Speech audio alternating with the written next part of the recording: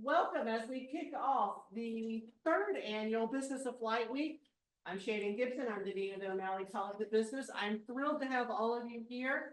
Joining us, we have the first official visit of the college's Young Alumni Board. All of them are here in front and will be presenting this panel. We also have many members of the college's Business Leadership Board who are here and will continue tomorrow with another amazing panel focused on careers in airlines across the breadth of opportunities. That will happen over in the College of Aviation atrium. So please join us there. Without further ado, I want to get to this panel. They've got great advice for you. Our student moderator, Tyler, will take over.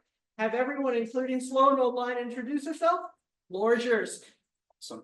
Well, thank you very much, Dean Gibson. We'd like to thank everybody that's here on the Young Alumni Board for coming out today. We understand that you guys took time off of work to be here, so we really appreciate it. We also appreciate the students for being here today as well, showing your appreciation for our alumni. So for the first question I'd like to ask, we're going to kind of do a quick little introduction. What's your name, what you do now, and can you kind of walk us through how you went from graduating from the David B. O'Malley College of Business to where you're at now with that introduction? We'll start with you. So my name is Owen Thieck.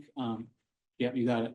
So my name is Owen Thieck. I'm currently the manager of sales and special projects at FlightAware. This is my second full-time job outside of the O'Malley College of Business, where I graduated in December of 2020. I also worked briefly at Embraer Executive Jets prior to my time at FlightAware as well. With that, I'll go ahead and turn to Jason. Yeah, Jason Alvarez, Boeing, BDS strategy in supply chain. Been at the company for just under almost 11 years. Graduated in this beautiful College of Business in 2013 and 2015 with my MBA, and also was a student athlete here. Hey everyone, my name is Alex Cogdell. I graduated about 2 years ago in May of 2023. I currently work at United Airlines in our United Express fleet, and I specifically do in-flight. Hello everyone, my name is Oko Nelson. I graduated here around 4 years ago. I'm currently an assistant director at Halo Air Finance, where I'm on the alternative lending side, so finance aircraft, engines for airlines and investors and lessors as well. I'm Chad Stearns. I'm the program manager for heavy maintenance on the executive fleet at the Boeing company. I've been with Boeing for 8 years now total, 6 years full-time and 2 in an internship. So I graduated from here in May of 2019. And then Go to me. Hey, I'm Sloan Churchill. I graduated in spring 2019 with my master's in aviation finance. I'm currently the director of engines and inventory valuations at MBA Aviation. I've been with MBA for about 6 years now since graduation. Hi everyone, my name is Nadi Trambadia. I graduated from College of Business back in May of 2020. COVID was not fun to graduate, but we somehow made it through. I've been with Air Wisconsin and I work in the capacity of finance manager. I've been with the company for over 4.5 years and counting. Happy to be here. Thank you all so much for coming. My next question is, there's a lot of students here that come from very different backgrounds. Some come to Embry-Riddle for sports, some come for the love of aviation, and there's thousands of reasons. So my question to you all is, what initially made you decide to come to Embry-Riddle Aeronautical University? Yeah, I can start again. So I am the quintessential aviation nerd. I wanted to come to Riddle because it's the Harvard of the skies. And at first I thought I wanted to do maybe dabble in engineering. And I thought, well, a business degree is probably better longer term. I was definitely well suited for that. And it has proved to be successful for me. So I had the usual kind of suspect story of a Riddle student. Yeah, and I had like a 50-50 split with athletics, being local here, playing soccer, and also having a love for aviation. So mine was kind of split, and I still love soccer today and still love aviation. So it was definitely learned a lot being here and carried that on to my professional career now. Awesome. Mine was a little bit atypical. I did not know anybody in aviation when I applied for Embry-Riddle, but I just knew that I loved to travel. And I loved airplanes a little bit more than the average person. And so in applying, I was really excited and to be here. Yeah, I'll say for me, I really liked flying aircrafts. I was trying to become a pilot, but then I decided that I'm more focused. I like relationships. I like to talk to people. I like numbers. And so finance was a kind of thing that I wanted to get into. And then I happen to like aviation, so that just made a lot more sense to me at the moment. So I'm happy I joined and started my journey here at Embry-Riddle. And for me, I've loved aviation since I was a kid. My dad was a private pilot, still is a private pilot. And you know, he always used to go flying. So loved aviation. And what better place to come than Embry-Riddle? You know, you can get a job in aviation when you leave here. So For me, aviation is a family business. I'm third generation commercial aviation in my family, and with that, Embry-Riddle is also a family business. My father and my brother and a bunch of my uncles and cousins have all gone to Embry-Riddle. So when I was looking for my master's program, I wasn't entirely sure what I wanted to do. I had graduated undergrad from the University of South Carolina with a finance background, and my family encouraged me to look into Embry-Riddle, and it was the perfect fit for what I wanted to do. Really guided my career choices.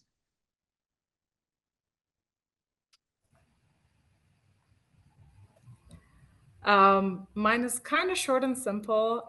My brother is actually a pilot, and he went right next door with Phoenix East Aviation. So he kind of started the aviation journey, introduced aviation as an option in our family, and I kind of started looking into it. And then, like everybody knows here, Embry-Riddle is you know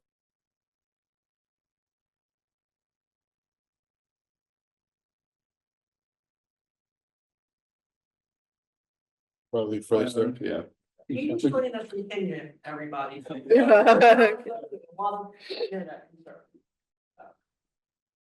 I think much. she's good now, or- Kind of moving on to the next question, coming off of why you went to Embry-Riddle, is there any like one particular thing that proved immensely valuable that you learned or that you accomplished at Embry-Riddle that you would like to share? And this can be for anybody, no one in particular. I can start off with that. I would say relationships. I'm a big proponent of that.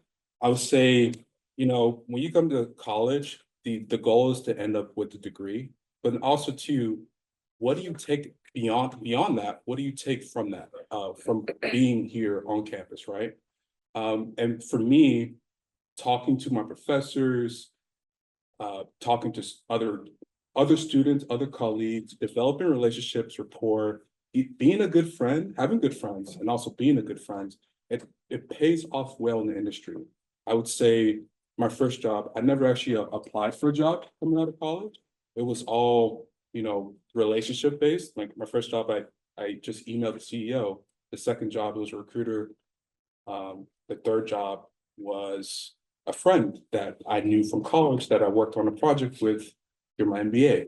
So you see how relationships kind of go far. And so I employ everyone here to kind of like look at the people around you, make sure that you're doing a good job, but also to make sure you're going above and beyond to kind of reach out to people, especially like industry people like those behind you, you know, let them talk about themselves to you. Everyone likes to talk about themselves, right? And so ask them, what made you come to the conclusion that I want to work here in this industry, aviation, commercial aviation, business aviation, defense, and what values or what attributes do you think or skills should I learn that will help me in my career skills? And you'll see that relationship starts to flourish, but you kind of have to start from somewhere. And college is definitely a big area to start with. Yeah, I couldn't agree more from my perspective. Relationships matter. That's something that was instilled in, I think, all of us as freshmen graduating from this college is get in front of people and have all the opportunities that you can to get in front of people. And just knowing how to be professional, right?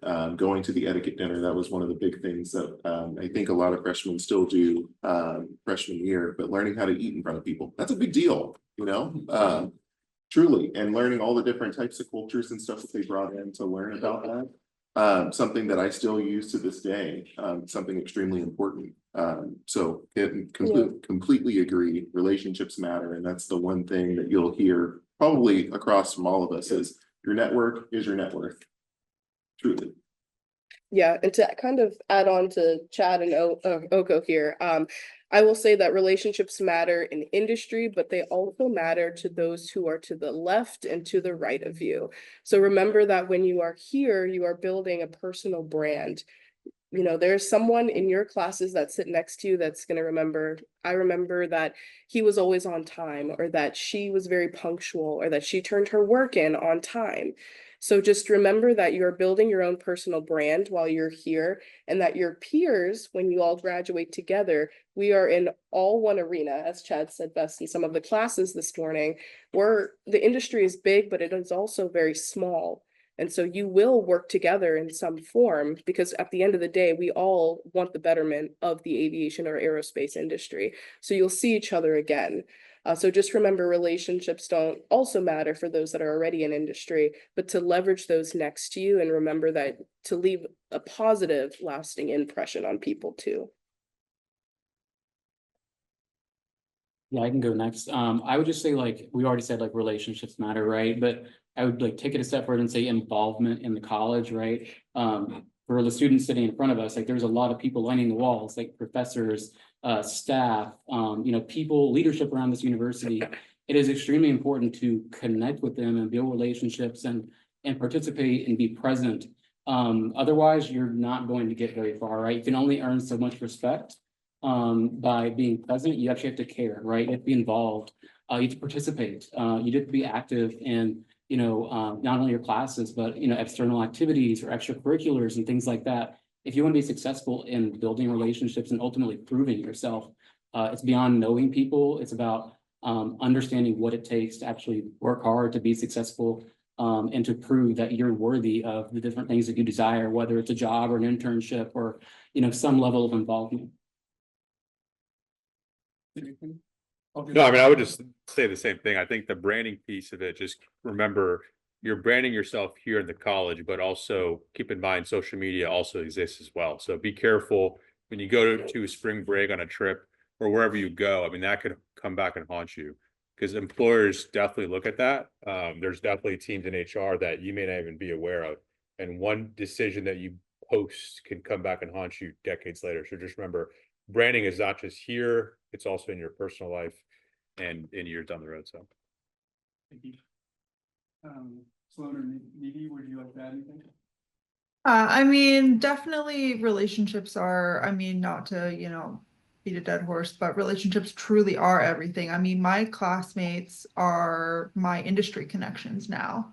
And we go to each other for help on projects. We go to each other for a lot of things. And when we meet at conferences, you have kind of your cohort that you can lean on and go to. So, the friends that you make here are lifelong, truly.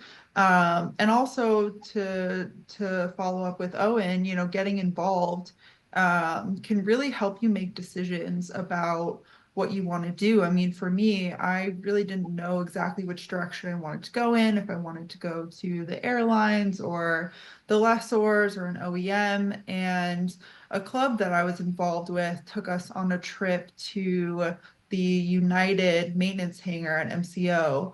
And I got to climb inside of, an aircraft that was in the middle of maintenance. And I really got an idea of, I want to be involved in this. I want to be involved in the metal side of things. So it really helped kind of direct decisions that I made about my career moving forward.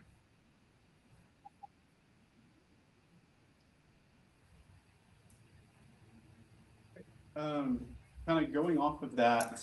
And I'm sorry. My apologies. sorry, I was just gonna, one last point.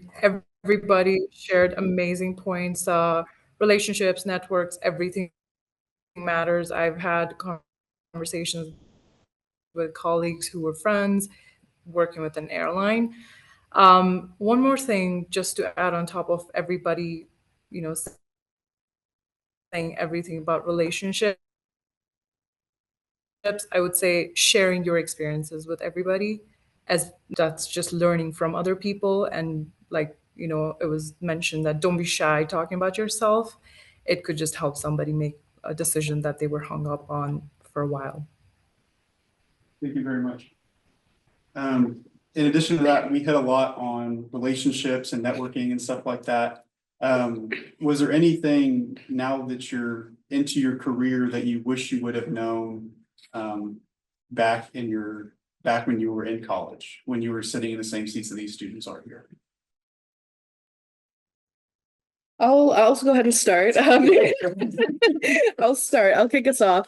Yeah, so I graduated just a couple years ago, so I think I might have the most recent experience here. In some of the classes I spoke to this morning, this was a question that was brought up. I would definitely focus in on two things, and I'm sure the panel will be in full agreement. We talked about it a bit earlier. Your technical skills and your soft skills, your interpersonal skills. So when we take a look at your technical skills, those 232 analytic courses, those are things that I wish that I would have paid just a little more attention in and really practiced a bit more. Of course, every company is going to teach you what you need to know in terms of software. However, it is good to have that base level knowledge going in, especially if it's maybe a little bit more advanced Excel or, other avenues there. Additionally, your soft skills, right? How are you approaching people? Are you giving them a firm handshake? Are you looking them in the eye? At the career fair, do you have a great elevator pitch? Would future you be proud of who current you is right now and the steps that you are taking to build you as an individual? So again, I would say technical and interpersonal and those soft skills. Pass it over to Yeah. Can't harp on that enough, is the soft skills piece of it. And it goes from everything from paying attention in the classroom, right? Like if there's a presenter in there, not being on your computers and paying attention and being involved in the conversation. But it also goes to firm handshakes. It goes to how are you going to fit on my team? As a manager, when I go hire somebody, yes, I care about your technical skills, but I sort of take what you say like you know how to do. But I want to see how you're going to fit on my team. Are you going to cause a conflict with somebody because you don't know how to do group work? Are you going to cause issues because it's your way or the highway, that type of thing? Like, how do you relate on a team? And that's the exact type of thing that you can be learning here. Go talk to your professors, talk to career services. They can all help you in sort of forming that because it's extremely important. And what we want is somebody that's going to mesh well on our team, that's going to do well, excel, and I can sort of teach you all the technical stuff when we get there. But the soft skills are extremely important. It's something that we have to learn today. Yeah, I think the thing I would add is for folks to just take, I would agree on all that, is just to take initiative. What we've been seeing, the trends lately is people wanting handouts and they want just to come to them. I think to really set yourself up from your peers is taking the initiative, having a plan and going out to get it. Don't say, hey, I need approvals here, there, and there. Like, go get it, have a plan. You have professors, you have the dean, you have all these people in this room to help you and to help guide you, but you have to set the track, you have to set the plan and go after it. And don't make the excuse and saying, hey, I didn't, so and so didn't tell me what to do. Have that mindset where you switch on and say, hey, I'm going to go take the initiative. I'm going to go drive results. I may ask help and feedback, but you're the one driving the ship. Yeah, I would say, kind of building on what Chad and Jason shared, like take advantage of all the resources you have. You are not going to have these resources that you have today once you graduate, point blank. You have access to so many brilliant minds and great, a wealth of knowledge is available to you here, and so many people to help you and help your decision-making process. That doesn't exist, right? So really savor that while you can. Take advantage of every resource. And then would say on a personal level, enjoy college. Like, you can't go back. I mean, you can, right? You can always do like a more advanced degree, but like it's different, right? Enjoy the people that you're around, the relationships that you're building, and sometimes you can just savor the moment. I would say definitely ask questions. One trick I used to do in college was when I would go on LinkedIn and reach out to people and just ask them questions that were kind of like, a little bit poking here and there about the industry. I would just say, I'm doing a research project and I need your help. Can you please answer a few questions for me, right? And you'd be surprised the amount of people. I've talked to like a fire chief out of Titus Airport. Like I've talked to people out of Cape Canaveral when I was doing a research project.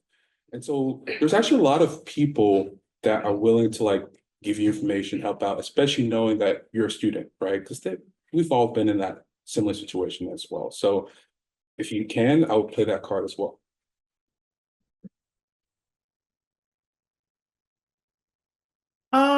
I would say I mean, everything that everyone has mentioned is very, very important. Soft skills are incredibly important. One thing I wish I had done was maybe spent more one-on-one time with my professors, especially in topics that I was super interested in pursuing, because your professors have so much knowledge, so much experience. And I find myself, occasionally even now, talking to some of my old professors, asking them questions about their experience, and things that we're learning. So I would just say take advantage of, office hours and time that you have with your professors to really kind of ask questions, even ask for any, stories that they have. Trust me, they have stories. And they have really great things that they can share with you that really are, helpful, and they're very knowledgeable. So I would just say, maybe take some time and build some relationships with your professors, because they truly have a lot to share. Again, piggybacking off of Sloan and Oko's point as well, same with Jason. I would say ask an annoying amount of questions. It's okay. I wish I did that back in school. I think I held myself back a few times here and there. You sometimes don't know what to ask, and that's fine. Just go and have a conversation with your professor, or even if it's just a colleague or you're here in a panel discussion, ask a question that you're not entirely sure of, and someone will help you out with some kind of an answer. If not, they'll guide you to the right person to ask that question. So I wish I did more of that, but now that I'm in my big girl job, I've been asking a lot of questions, and it just is endless because you learn every single day. Thank you very much.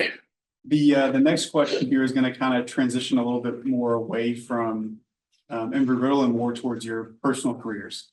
So having been in the industry now for a few years,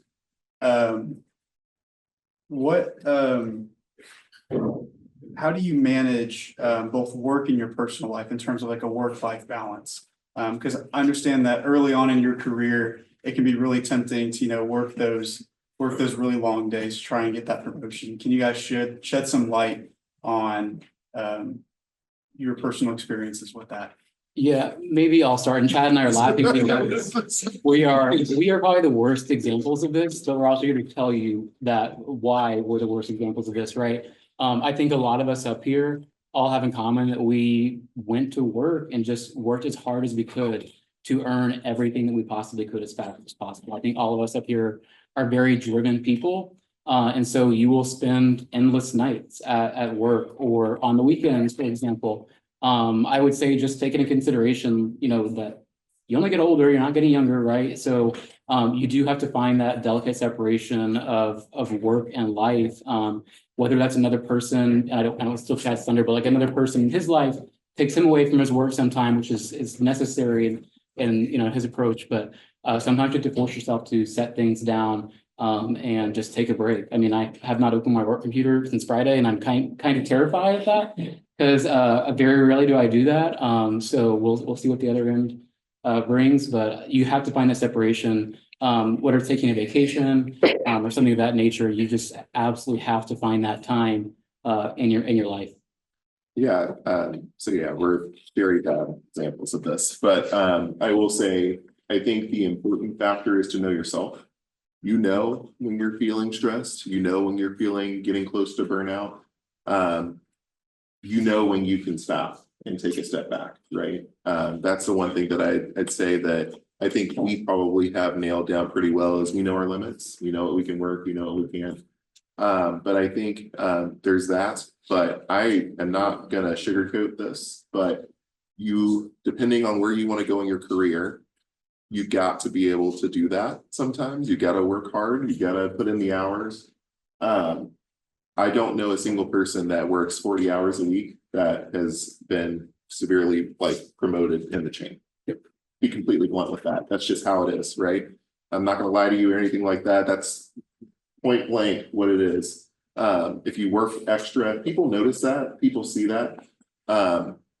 Not working like yourself to death, of course, but like you gotta make sure that you have that right balance and able to go where you want to go.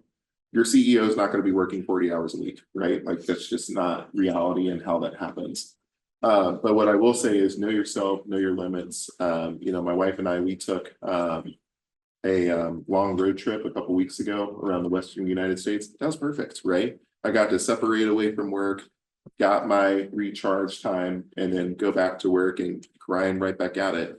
And it's easier earlier on in your career before you get married, kids, everything like that, right? If that's what you guys are wanting to do with your lives. It only gets more difficult as you go along that road. So gaining as much ground as you can while you're young, mobile, taking opportunities, moving when you can, all those things come increasingly more difficult down the line. But getting back to the question, knowing yourself, knowing your limits, and then being able to pivot and take a break when needed. Yeah, I would definitely say, I would say probably the best example out of the group here in regards to, I take work hard, play hard to its core in the sense of, and I'll start off with a story is, first internship, I was definitely a workaholic, no play, just work. And then after my first internship, I was just like, man, I gotta have fun, man. This is like, you know, not that fun, right? And so I went back to college. I actually joined a fraternity, right? And that's where most of my friends actually come from today. Like I actually went to Alaska to visit one of my fraternity brothers, right? I mean, it goes that far, right? So your relationships in regards to like work hard, play hard, I mean, yeah, it starts right now, right? You're in college, you're studying a lot, you're trying to get a good GPA, you're networking, you're going to career fair, but also spend time to make friends because I can tell you for a fact, it's harder to make friends outside of college. Why? Because you have a full-time job, you have bills to pay, you just have a lot more responsibility. And there's not a lot of people that are your age together, like in a lump sum together like that. Unlike in college where most of you guys are around the same age, maybe a year or two off, right? And so it's such easier to make good friends now than it is after college. So I would even start investing and trying to figure out your work-life balance now, right? Because when you go into the real world, it's first kind of, depending on where you're at and depending on where you and land up at, it's kind of hard to make new friends because most of your friends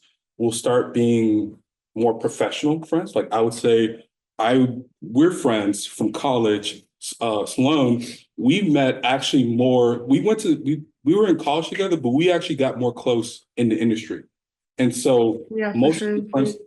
most of your friends will start really in the industry. That's when you start making a lot of your friends after college. So it starts now, right? And also know yourself. We're definitely like go-getters when it comes to like getting stuff done, but also know your limits. You don't want to burn out, right? There are certain jobs I avoided because I know for a fact it wouldn't be good for my health, right? So know yourself. It's a really good point. Kind of, you know, I agree with what everyone has said already here. And I really like your point, Oko, with practicing that work ethic now, especially when you have assignments. You know, as we know, most assignments are probably due at 11:59 p.m. And so that doesn't mean start at 11:50 or 11. And, you know, a prime example of that is I have a great friend who I work with in industry and also works for one of the major airlines. And, you know, he struggled a bit in college with meeting deadlines. And then when he came to the workforce, he was working a lot and he doesn't really have a great work-life balance. It's something he's practiced a lot and he's still working at. And so, you know, try to practice those habits now, kind of just to continue that point.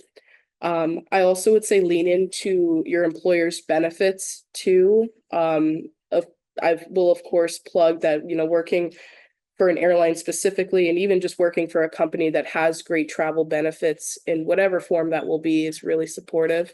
Whenever I moved, 1,000 miles away from home here in Florida, having the ability to, fly back here to visit family and more was a big perk that I really enjoyed. And so it's something that I practice, and that's how I get away from, giving myself that mental clarity. But for others, it might look a little different too. Yeah, and to your question, the work-life balance, I mean, work-life balance, like we all mentioned here, is different for everybody. I always, like I said in the classes, like I think personal life comes number one, work comes two. And also as much as you can mesh them in between where it makes sense, just so you're not overwhelmed. Because I think a lot of times we like, hey, work's overwhelming, and then I'm doing so good at work, and then your personal life's a disaster. So you always want to have that fine balance and put in perspective, like at the end of the day, like what's your moral compass? Like family is always going to come before work. So like if you have that mindset and you're doing well in your personal life, your professional life most likely is going to do well. So you just have that balance, because if it's like a one's off, it's going to reflect in the other one. So just have that balance, and again, no one knows you better than yourself.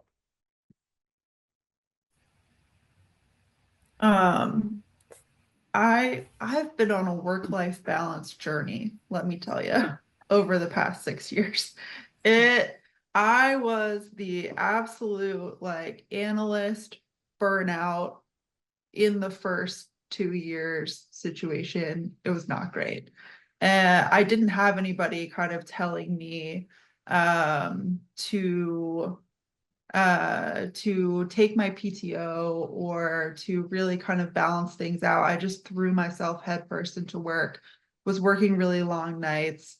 And it took me kind of struggling a bit, having some kind of, mental health struggles with burnout, to really realize that I needed to balance my life a little bit more. So definitely don't get to that point. Learn from me. But since then, I have really kind of learned to take all of my PTO, put work down on the weekends and the evenings, and I've really come quite a long way there, and definitely I have really strong, I would say, like professional boundaries. I will sometimes have clients reach out to me in the evenings or on the weekends and ask me to work, and I'll just ignore them, because sometimes you just kind of have to say, nope, this is my personal time. And none of this is life or death. And I will get to this tomorrow, or I will get to this later. And it has worked wonders for me to be able to do that. And I will say I have really learned from my team of analysts that I have under me now, who came in to my company with these boundaries already built in. They don't have Teams on their phone. They don't have their email on their phone. They're willing to work the long nights. They're willing to work the long hours. But when they're on their personal time, they're on their personal time, and they're not checking their emails. And so I've actually had to learn from them a little bit to kind of loosen up on that front and kind of back away. I don't have to check Teams. I don't have to check my email on the weekends constantly. So there's definitely a balance, and I think being driven is super important, and being willing to put in the long hours in your early years is very important, but having that balance will keep you from burning out, will keep you on the longevity train for sure. And that is very, very important.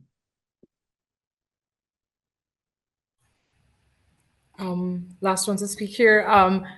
Similar journey to Sloan's actually. When I first started this job about 4.5 years ago, that was May of 2020. As you all know, COVID peak time. 400 something applications later, I landed this job finally. It was a lot of struggle, and I'm not trying to differentiate, but those of you who are international students probably also understand that timeline that's hanging on your head of the 90 days to find a job and things like that.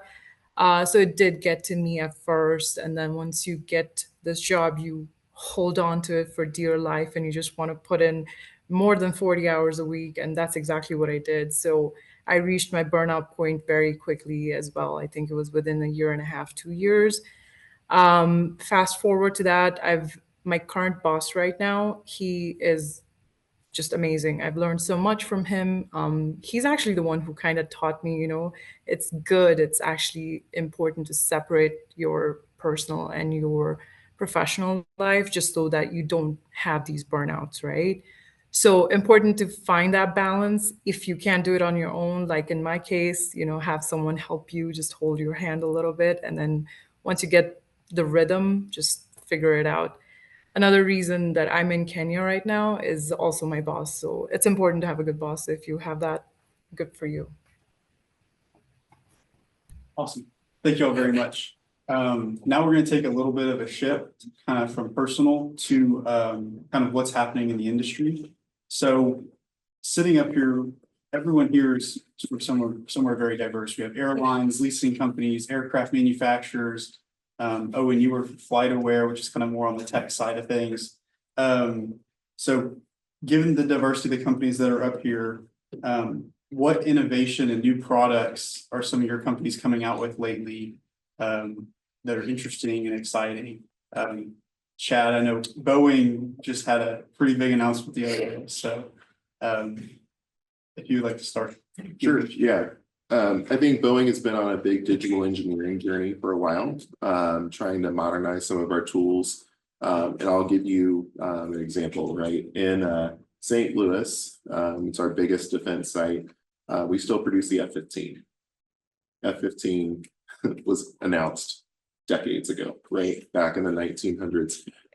So understanding that I know, I'm sorry. I was born in the 1900s. I just saying, but anyway, sorry. But built back then, right? And to now, engineering looks and should look a lot differently in the way that we produce products and the way that we engineer products. And so I think that's been the biggest journey that I think you'll see if you do come to the Boeing side and look at the engineering. It's going to look a lot different than what we do on the F-15. And same with the F-18 and everything else compared to our newer jets. So I think that's the big thing. You're going to see a lot more model-based systems engineering, that type of thing, to really digitalize and modernize the way we're doing engineering and the way we're doing business. Yeah, and since I work at Boeing as well, I'm going to take a different approach. So like what we're also doing is, as a company, is looking at our global benefits. So Chad talked about the products and stuff in terms of like looking at the generation of today and student loans being a big thing. So what we're as a company have done is work with obviously the federal government with Secure Act 2.0 and making sure that a lot of those things are getting flowed down, specifically like student loan match. So essentially, if you put in a certain percentage of your 401k, the company matches that. So like in the past, people were like, I can't contribute to my 401k because I'm paying all the student debt. So we're staying competitive as a company holistically on a global benefits and not just like pay. So products, digital, but also our global benefits is a big thing that we talk about when we come and recruit because it's important to you guys. You may not care about retirement now, but you will in the future. And also our tuition reimbursements, base pay bonuses, stock, et cetera. So that's something that our global benefits team in the last 5 to 10 years has been really focused on and improving. They've done a great job. Yeah, maybe I'll take a different approach. Working in kind of the data space of aviation was really exciting because I empower a lot of people to create different products and services that they can go and sell to a number of different types of users. And so I really think from my experience that we're seeing so much innovation in aviation right now. It's really unprecedented. Whether it's going to be the upcoming, ATC changes that I think are going to be happening. Some airports moving to virtual towers, for example. We've already got virtual ramp towers operating at many airports. The AI revolution impacting the way we communicate and the way these companies communicate with us, how we do business. That's going to revolutionize travel and aviation, especially. And I also think that, airlines are finally getting up to speed on, where they need to be from a tech perspective as well. And you're finally starting to see some changes in terms of how they manage their operations and how they optimize, which that we haven't seen in many, many years, which I think is truly exciting. And I even talked this morning in Dr. Wagaspack's airline management class about how I really think like missing your connection will be a thing of the past, especially if the weather is during a particular day, and how data is really empowering that, and how computing is so advanced now. Yeah, I'll say from a lending and leasing point of view, you're starting to see a lot more smaller teams manage a lot more bigger size in regards to portfolio funds. Um, just to give Halo Air Finance, the company I work for, perspective, we're only a team of about 6 people. We manage $1 billion, and we plan to double that. We're not necessarily planning on growing the amount of people. Why? Because there's a lot of, with AI and all this technology advancements that's happened in the last 3-4 years, there's a lot of technology out there that can take away a lot of the basic things, the tedious task. So where now we get to focus more on the bigger picture, right? And so I think industry-wise, you start to see a lot more startups become even more leaner than they were before. I would say when I started the industry, I started at a startup with 14 people. And now looking back, I'm seeing comparable in the market. I'm seeing comparable companies with just 6 people, 6 or 7 people. And so, and they're leveraging technology in order to take away all the tedious tasks and focus on the big picture. So that means if you're in the market of starting a company, the odds are more in your favor now than it was before, right?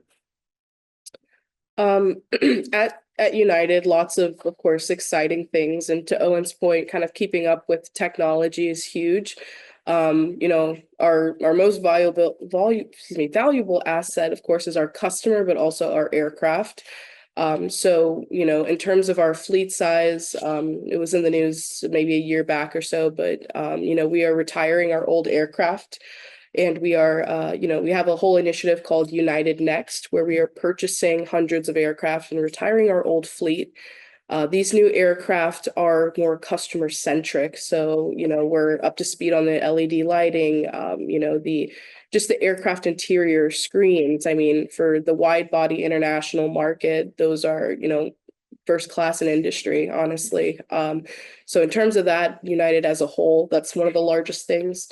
The most specific one that I think applies more to my role is in United Express is that we are launching Starlink, which is brand new. So you might have seen that in the news recently. So we are starting on an Embraer 175. So our SkyWest first aircraft just got it planted on this past week.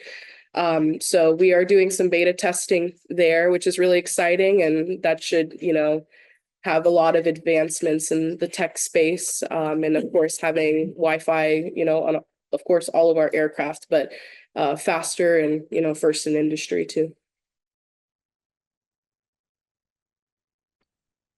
So at MBA Aviation, we are a consulting firm. I would say the bread and butter of what we do is appraisals. So we value aircraft, engines, spare parts inventories, simulators, ground service equipment, all types of anything metal, we're valuing. And the output of that is fairly standard. Appraisal reports are fairly standardized in their content. So it's a little bit challenging for us to find ways to innovate because of the standardization of our output. But what we found is as we, you know, fundamentally support the functioning of the aviation finance industry, you know, trading, securitizing assets, the way we've been able to add value is through market research initiatives, and developing market research reports. So there are a ton of new investors in this industry that truly don't actually know all that much about aviation or about aircraft and come to us for research. So we've been able to add value there to a lot of the new investors in the industry. And a way that we're kind of working on increasing our output without growing our team very significantly is through the use of AI to help in our research. So, you know, we're still fairly new, learning that process and how it can really help us as appraisers and doing research for the industry. But we have been able to use it to help kind of gather publicly available data and research to help support us in our work. So, not the same as, technical innovations, but we are utilizing more AI in our work these days. From an innovative perspective, I don't think I can speak much to it in terms of what we've done, maybe just a different initiative that we've taken. So Air Wisconsin Airlines, we are a regional carrier, and we're a scheduled service passenger service carrier, basically one-to-one flying. We recently, starting from October of last year, we expanded into the Part 135, so charter flying, and we just realized it's a really big market out there. Some of our, basically our men's basketball teams and soccer teams, those are the teams we've been flying. So I think from an innovative perspective, from a business standpoint, that's a new piece that we've seen in the company. But other than that, I don't think I have much knowledge on the other innovations. We do a lot of research, and that's what helps us expand business this way. So Thank you very much. I have one more question, then we'll turn it over to the audience to ask questions. What do y'all see the biggest challenge in the aviation industry being over the next, 5 to 10 years? I can start. I think staffing is going to be something that's really big across the industry. It's been a problem for years, and now it's sort of snowballing, right? Having good quality candidates and starting a pipeline through, right? And it's for a variety of different reasons. First of all, I think we have a number of positions that across the engineering field that we cannot fill across the world right now. So that's part of the problem, right? But also, I'll say, for those of you that want to work on the defense side of the business, security clearances are a really big deal. Being able to obtain and maintain a clearance.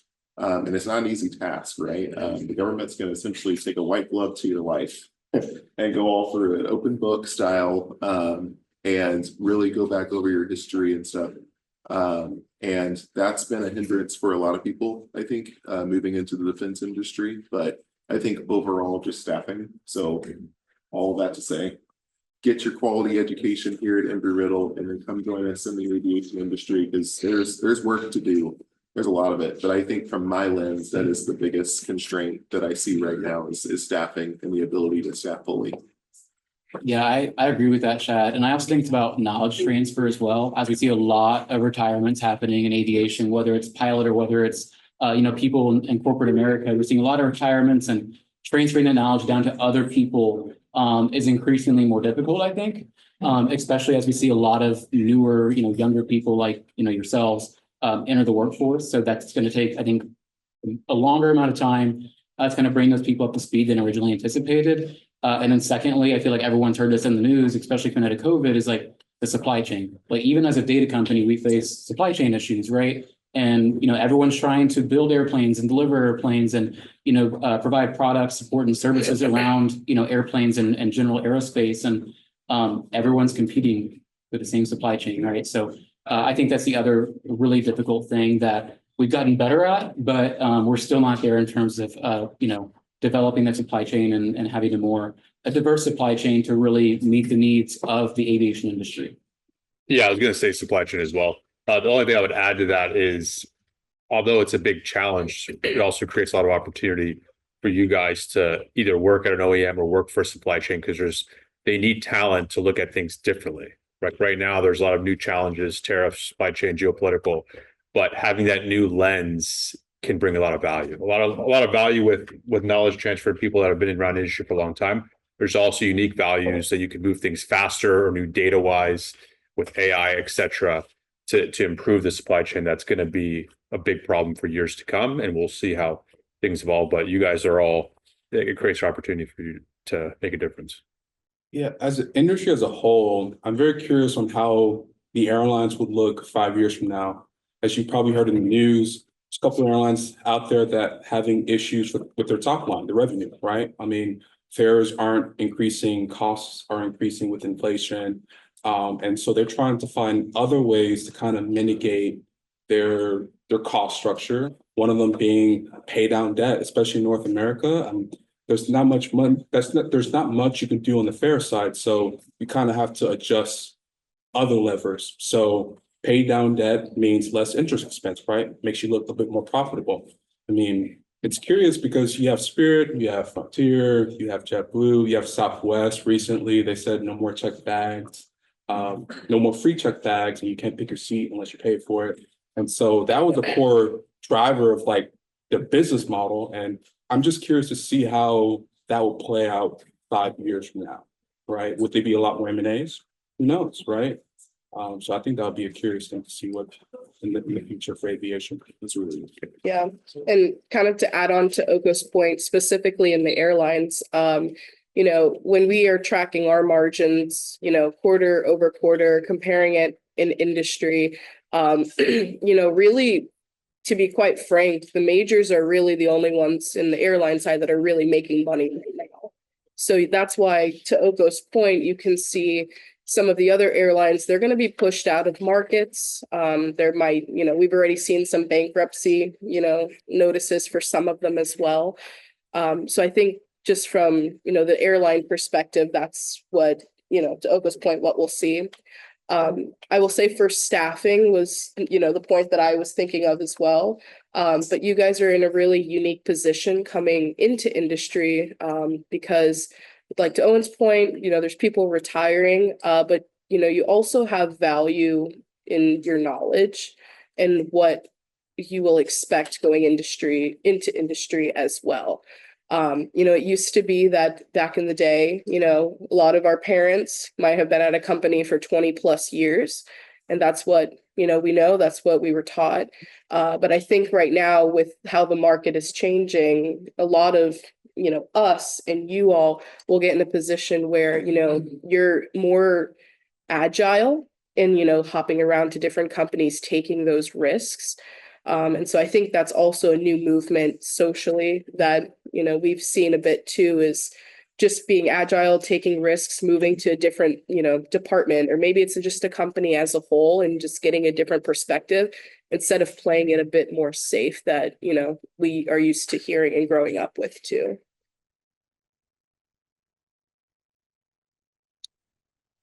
Yeah, I mean, there's a lot of challenges in this industry right now. I think a lot of them have been covered. I mean, supply chain flows through to absolutely every corner of the industry.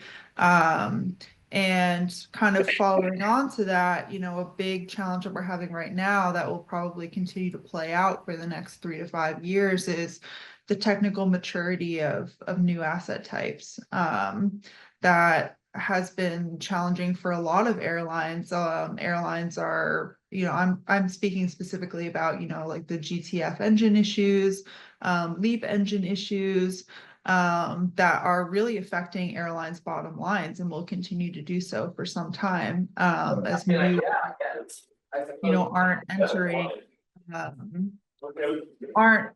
entering the market as quickly as we had planned on. And the new aircraft that are here are having technical challenges. So I think having the, you know, the assets kind of reaching technical maturity will be a turning point for the industry for sure.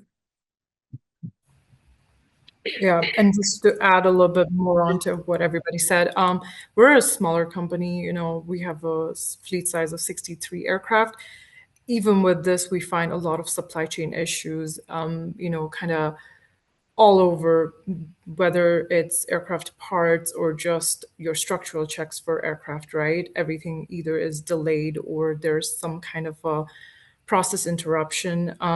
Second thing I've noticed, just speaking from my experience with Air Wisconsin, I would say kind of staffing and retaining staff, especially the skilled staff, right? I think pre-COVID, it's been, or post-COVID, sorry, it's been a difference that everybody has noticed all over, whether it's you're talking about quality mechanics or you're talking about, you know, I deal with aircraft insurance. So essentially when any of our aircraft get into any kind of incident, everything that's involved from, whether it was a nut and bolt that was changed to a big dent on one of our wings or on the fuselage. I deal with kind of, the insurance company to get the reimbursement. During which, when you read about what happened and how the incident took place, sometimes it's a very, I would think it's a kind of something that you shouldn't miss, kind of a mistake. And then once you talk to your peers, you understand that maybe this was a ground service handler that did not have enough experience. So I think that is being seen all over the industry at this point, and hopefully that changes in the future. But for now, I see that as a little bit of a constraint. Thank you very much. And ladies and gentlemen, with that, we'll turn it over to the audience for questions. Dean Gibson, do we have a mic for? We go. So if you have a question, please stand up, introduce yourself, and speak loudly so the boom mic can pick you up. If we're changing classes too, but we really want to hear and answer your questions. And address it to whom you want to answer so that everyone can ask questions that way. I love you all. You don't all have to answer everything.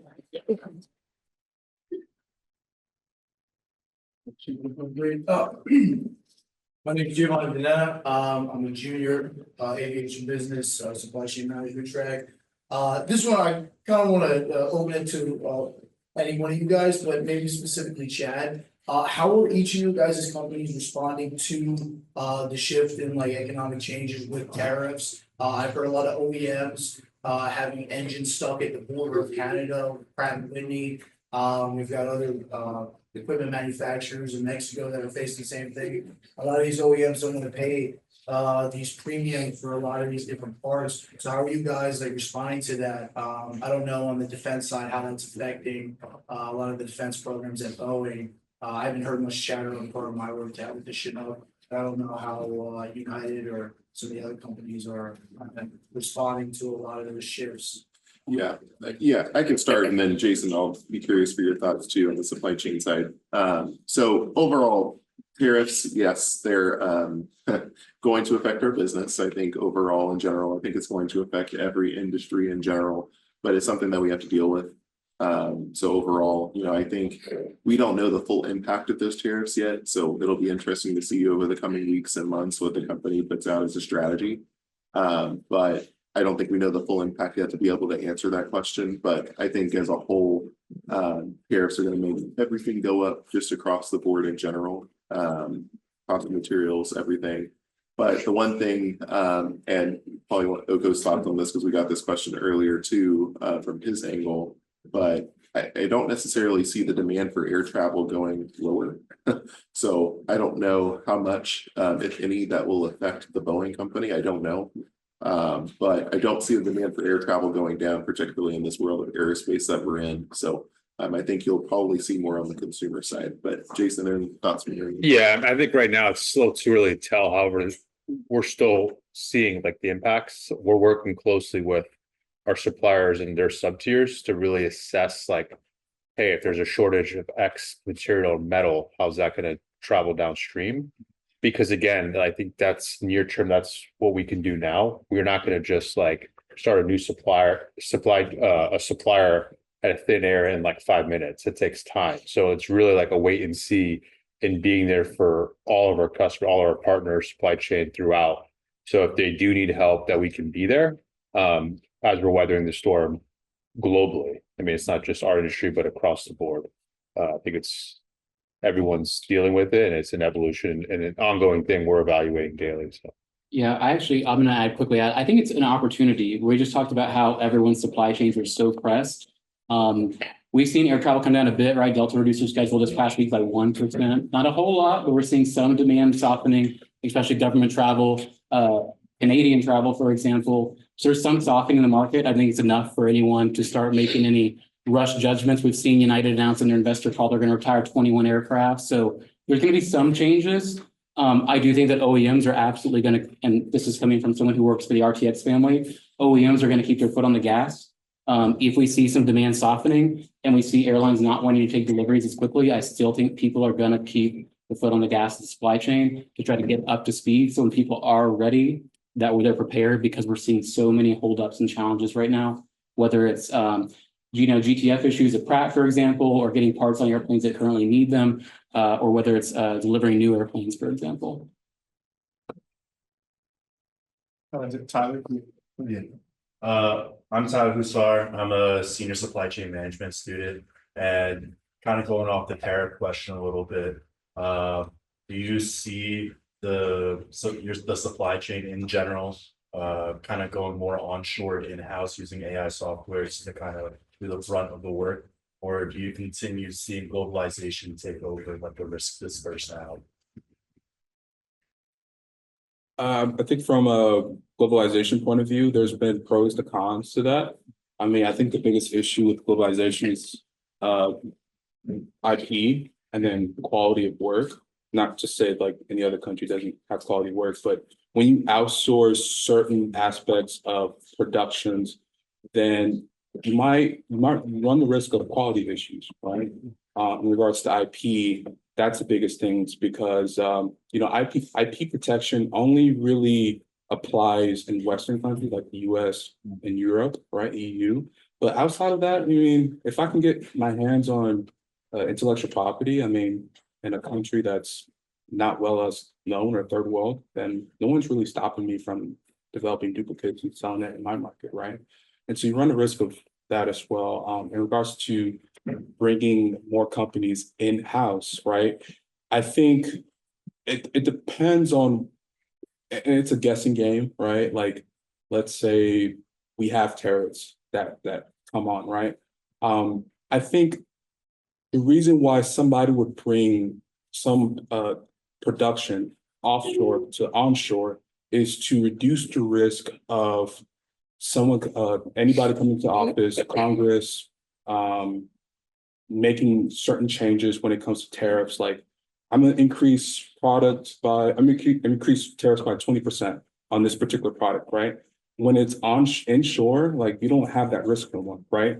So even though it might be more expensive to do so, you don't, when you bring it onshore, you don't run the risk of having to debate whether tariffs is going to impact you or not, right? Maybe if your business creates products onshore and exports them out offshore, then you still run that risk. But I would say as Americans, we are consumers for the most part. And so it's really more of tariffs coming up, products being made outside and then coming in, being taxed, and then that tax being passed on to the consumer, et cetera. Thank you. Thank you. I'm Saurabh Rizal. I'm a master in aviation finance. So I think I'm asked a question that's relevant to all of us. As you see, there's a lot of changes happening because of AI and a lot of technology push. So all of us are students. We are studying finance, business management, supply chain, all of these things. I think AI has changed a lot. So what do you think? What is the industry is offering us as a student? Like, do we have more jobs coming out from the industry, or like it's difficult to be there in like years? I think. Oh, you want to take a look? You got it. Yeah, I can take it. You got So Yes. I would say, and I've been a big proponent of this. It's not. I don't think AI is going to change, take over humans. I think it's just going to change the way we interact with certain problems or solve certain problems. I think as a student, learning how to use AI is to your big advantage. I was actually talking to Dr. Abagani today, and I was saying, you don't really need to know how to code when we're talking about Python. You don't need to know how to code Python. You just need to learn how it works, how the basic mechanics of it. Because nowadays you can kind of run an AI engine, and as long as you know how to talk to the AI, it can generate the code that you need. Now, the biggest issue today is people need to up their skills, and including myself, on how to actually talk to AI. Because the biggest issue that I've run in, that most people have run into, is that it's hard to take something back when you told an AI machine to do something, right? It's like you're asking the AI to unlearn something. It's very hard. And so from the get-go, it's best to organize your thoughts into like when you're talking to it, organize your thoughts to where it can go down the list of tasks that you're assigning it very efficiently and produce less error. So you don't want the back and forth of trying to correct takes longer than just initially getting the scope of work you were asking the machine to do in the first place. And so I think the biggest issue, the biggest thing that we all will need to learn, because remember, AI just came on 3 years ago. We're all pretty much in the same box, is learning how to communicate effectively with machine learning. Yeah, I couldn't agree more. You know, AI has been a very significant emotional event for us in America, right? And trying to figure out how to deal with it. But I'll say, you know, I think is, at least from our perspective, we're still hiring across the spectrum. I think for Oko's point, I think AI is going to make us more efficient as a country and as people. But I don't think we have enough data yet to see if it's going to actually affect the workforce or not. I think it's just making us more efficient as a whole, but we're still hiring. So. Yeah. Yeah, and Yeah, it's worth noting that probably all of our employers have a policy right now where you cannot put any company information into any of these AI tools, right? It's an IP issue at heart. And so you can really leverage them for simple tasks at this point. You can't ask it any questions that are really going to change your business. And I think the tools that you're going to see leverage AI are going to be more like support-based tools, business to consumer-based tools, as opposed to business AI being leveraged. All right, I get the last question. If you could say anything to the students, what would you say to them? I'm gonna start with meeting. I'm gonna reverse the order and go to the screen here. Have a great time. I lived, I think, 3 or 4 miles away from the beach when I was there, and I can count on my fingers how many times I've been to the beach. That's like a bad thing on me because I should have put in more time where you guys are sitting in that very building. I've spent a lot of hours. I don't regret any of it. I just wish I balanced it a little bit better with some personal, fun time with friends. And Sloan can attest to this. We've spent many hours in this building together in the graduate research assistant room, so many hours just sitting next to each other, just working through a lot of things. So have fun whenever you get a chance. Go to South Turn. That was one of our spots that we used to go to after Dr. Gujva's class. Is it still there? Do we know? I don't know. I hope so. It was one of our crazy spots. Just enjoying student life together and just wind down a little bit before life gets crazy. When they say welcome to adulthood, it really is true. All you're doing on Saturday, Sunday are fun chores, laundry. You add some twist to it and add some music and stuff to it, but it's still at the end doing chores and you're working through the week. But yeah, take your time, have fun. When I moved to Wisconsin, I was kind of by myself and it was during COVID. So it was a little bit difficult at first, but now that I have a better hang of things, I'm happy. It took some learning, but take it with a smile and try to just brave the storm. It's fun. It's fun when you come out of it. Thank you. I was going to say the exact same thing generally. Nidhi and I spent many hours locked in a windowless room upstairs. So I would say go to the beach, get some sun, and it's definitely a balance, but it's worth it. All of your hard work is going to really set you up to be where you want to be. And I would also say, try to diversify yourself as a human being as much as you can while you're there. Try new things, try new hobbies, make new friends. As kind of we mentioned, it does get harder to make friends, once you leave school and you spend most of your time with people that you work with. So yeah, make good friends, spend your time well. It's a balance, and make sure that you carry that forward.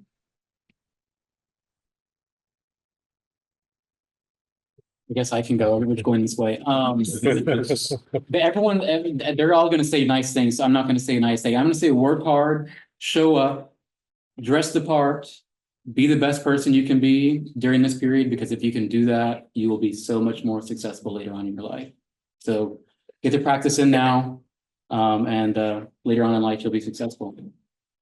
Yeah, mine's two things. One, don't graduate unless you have an internship, no matter what you have to do. And two, hold yourself accountable to high standards. I think if you keep yourself accountable and those around you, your friends and family keep yourself accountable, you'll build that. Because again, if you're driving results and you're doing what you should be doing, then you're going to keep on going. If you just wake up every day, you just do whatever it is, not holding yourself accountable, the track's going to be difficult. So two things, internship and holding yourself accountable. I would say to first find your why, and then the what, the where, and the who will follow. So I would, while you're here in your time, of course, have fun. But to Owen's point, also work hard. But also as you are, going from class to class, as each year goes by, you're learning more and more about yourself as much as you are those around you too. So I would, look internally and find your why. Why Embry-Riddle, why the company you're applying for, why this internship, and then that will better propel you and pivot you into eventually what the where and what the company will be, and everything else will fall into place after. But that's one of the first questions, they might ask you in an interview is, why this role? Why are you applying for this? So again, my advice is just look inward a bit and figure out your why. I would say like a good quote from a mentor that, told me this is, at the end of the day got to end. And that's also to me, enjoy the moment, right? Don't be so focused on the future. Yes, the future is important, but you're in college, spend time with your friends, develop, cherish moments, go out to the beach, like everyone on the panel said. But also too, especially when you're looking for that first job, be a little bit strategic about it. In a sense, I went to a startup. It wasn't the highest offer, but I wanted a skill set that startup would have given me, and it's paid off. So don't go into the industry thinking I want to make the most money as possible. I mean, yes, make money, right? But at the end of the day, when you're young, it's the skill set that matters, and that's what's really going to take you to that, that end goal. And so I will focus more on strategic, where do I want to end up at? And what job is going to take me there, right? Especially when you're deciding which company to go to, right? Don't be all about the money, right? Yeah. Don't just go for the highest offer. Look at like the skill sets you learn. Especially for smaller companies, you tend to do more than one thing at the same time. And so the scale of learning is a lot more like accelerated compared to bigger companies where you're just doing one thing, right? So always keep that in mind. Yeah, I have three things. Find your North Star, sort of goes along with what Alex was saying. What is the thing that's guiding you? What is your end goal? I actually spoke to my mentees this afternoon and I told them, I know this is going to be hard to imagine, but imagine when you're 65, getting ready to retire. Where is that place? What office are you retiring from? What desk are you retiring from? And every decision that you make has to be in service to that end goal. And then you'll get to where you need to be. Every decision, every company, the who, what, where, all of that will come, but you've got to decide that first. That's the first thing. The second thing is professionalism. Can't stress this enough. And this is more of the Owen approach to this topic here, but the way, dress the part, show up in class, don't be on your computers, focus on what's going on. Because I'll tell you what, the minute we get ready to make a staffing decision and they can be the judge of this in the back, we call the professors straight up before we make a decision. I'll call Dr. Cheatham, Dr. Heimbaugh, Dean Gibson. We'll call and we'll ask and see how they are in class. So always make sure that you do that. And just always do the right thing there. Focus on what's going on, show up, do what they ask you to do, because I promise you they're not going to steer you in the wrong direction. And the third thing is be careful what you ask for. The reason why I say that is because everyone wants the big title, everybody wants, I want to be a manager right away. I debate my choice to be a manager on a daily basis, frankly, all joking aside, but truly be careful what you ask for, because you have to be ready to meet that goal, right? That starts with professionalism, that starts with doing what you say you're going to do. That starts with a mentor told me the perfect equation for being a great employee and a great manager. Performance, because you have to perform. Image, because you have to set that right image. We talked about social media, all that kind of stuff. And then empathy, knowing how to lead people, knowing how to talk to people. If you're going to jump down their throat and straighten them out the first time they do something that you don't like, well, I'm here to tell you that's going to happen again, right? Having all of those things, but learning those things and spending time at the level that you're going to be at. I can't stress that enough. If you go too quickly, it'll show. So be careful what you ask for as well. But yeah, I think that's my part of the advice. All right, I'm gonna hit them with one more, and I want each of them to answer this because I know them pretty well. I loved listening to their work-life balance answers. They were wonderful. Yeah. Now, here's the question. What are the hours a day you actually work, Chad? 12 plus. Yeah, I would say 12 plus for sure. 9. Say 10 and 12. I want to say 10 to 12. Sloan, Yeah, about 10. Needy, Yeah, I'm close to that 10 to 12 mark too. But the thing, yeah, I would like to add to that. I do have colleagues in a different time zone, so it kind of, especially if you're doing international business, it's kind of, you're going to have to get up at odd hours. I'm pretty sure you're used to that as well. Yeah. Right? It's so for my specific program, we have a morning meeting that starts at 6 a.m. That's where I get all the actions, right? Of whatever happened on second shift and everything like that. And it sort of continues throughout the day, multiple different time zones that we're dealing with. So that's why I like to try and base my day just off of all those things. So I'll caveat that. Yeah, in my caveats, I take personal health and fitness very seriously. So like, although I said 10 to 12, like I'm doing things in the morning or like working out with friends in the evening or just doing that, whether it's cold plunge, sauna or whatever I do. So like, I think that's what drives me to 10 to 12, like, and prevents like burnout. And also like having fun on the weekends and throughout is vitally important. So though you work hard, I think you really should enjoy life because it can go really, really fast. So although it is 10 to 12 hours, have fun, take vacation. And again, if you're not enjoying life and you love your job, I think when you're 65, you're going to regret it. So as early as on, work hard, but also play hard. These are all excuses and not justification, by the way. But I will say, if you truly love your job, it's almost like you're not working. And sometimes we just love our jobs that much. And I think we told some classes earlier, but like if you don't love your job and you genuinely don't want to go to work every day, you should think really, really hardly about whether you want to stay there or not and keep doing it.